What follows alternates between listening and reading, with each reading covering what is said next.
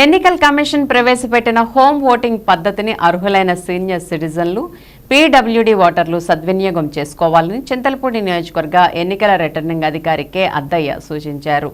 Jangareddygudem municipal కార్యాలయంలో బీఎల్ఓలతో ఎన్నికల అధికారులు సోమవారం సమావేశం నిర్వహించారు.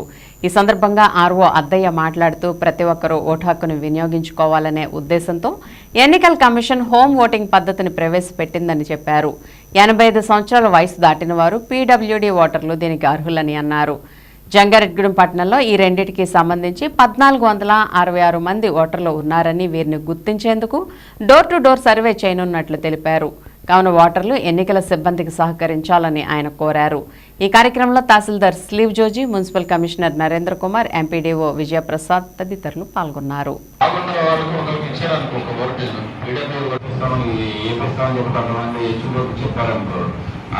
హోమ్ ఓటింగ్ గురించి ఈరోజు మీటింగ్ పెట్టుకోవడం జరిగింది. అంటే ఎలక్షన్ కమిషన్ పీడబ్ల్యూడీ ఓటర్స్ ఎవరైతే ఉంటారో వారికి మరియు 85 సంవత్సరాలు పైబడిన సీనియర్ సిటిజన్స్ వారి కోసం, అంటే పోలింగ్ స్టేషన్కి వెళ్ళి ఓటు హక్కు వినియోగించుకోలేని వారి కోసం హోమ్ ఓటింగ్ విధానాన్ని ఎలక్షన్ కమిషన్ ఆఫ్ ఇండియా ఏర్పాటు చేయడం జరిగింది. అందులో భాగంగా మన మండలంలో, మన కాన్స్టిట్యున్సీలో ఉన్న అందరూ టోటల్ పీడబ్ల్యూడీ ఓటర్సు, తర్వాత 85 సంవత్సరాలు దాటిపోయిన సీనియర్ సిటిజన్ కోసం హోమ్ ఓటింగ్ విధానాన్ని అమలుపరచడం కోసం మండల వారీగా ఈరోజు కాన్స్టిట్యున్సీ మొత్తం మీటింగ్ పెట్టి బిఎల్ఓలకి, తర్వాత సెక్టర్ ఆఫీసర్స్కి అవగాహన కల్పించడం కోసం ఈరోజు ఈ మీటింగ్ ఏర్పాటు చేసుకోవడం జరిగింది. జంగారెడ్డిగూడెం మండలంలో 567 మంది టోటల్గా 85+ ఓటర్స్ ఉన్నారు. అదేవిధంగా 900 ఓటర్స్ పీడబ్ల్యూడీ ఓటర్స్ ఉన్నారు. వీరందరినీ కూడా ఈరోజు అంటే 15, 16, 17, 3 తారీఖుల్లో బిఎల్ఓలందరూ డోర్ టు డోర్ వెరిఫై చేసి వారిలో ఎవరైనా పోలింగ్ స్టేషన్కి వచ్చి ఓటు హక్కు వినియోగించుకోలేని వాళ్ళు ఎవరైనా ఉంటే వాళ్ళని ఐడెంటిఫై చేసి వారి ద్వారా డిక్లరేషన్ తీసుకొని ఆర్ఓ గారికి, సెక్టర్ ఆఫీసర్ గారు మళ్ళీ ఆర్ఓకి సబ్మిట్ చేస్తే మేము వాళ్ళు నిజంగా ఓటు హక్కు వాళ్ళకి అంటే హోమ్ ఓటింగే కల్పించాలా లేదనేది మేము డిసైడ్ చేసి వారికి పోస్టల్ బ్యాలెట్ ఇవ్వడం జరుగుతుంది.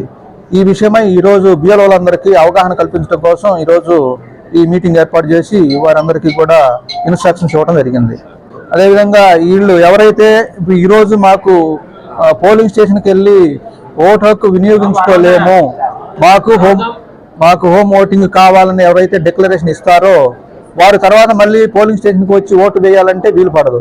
ఎందుకంటే ఇప్పుడు ఈరోజు వీళ్ళు ఇచ్చే డిక్లరేషన్ బేస్ చేసుకొని ఓటర్ లిస్టులో మేము పీబీ మార్క్ చేస్తాం. పీబీ మార్క్ చేసిన తర్వాత ఆ రోజు మళ్ళీ పోలింగ్ స్టేషన్కి వచ్చి ఓటు వేయాలంటే వీలు పడదు.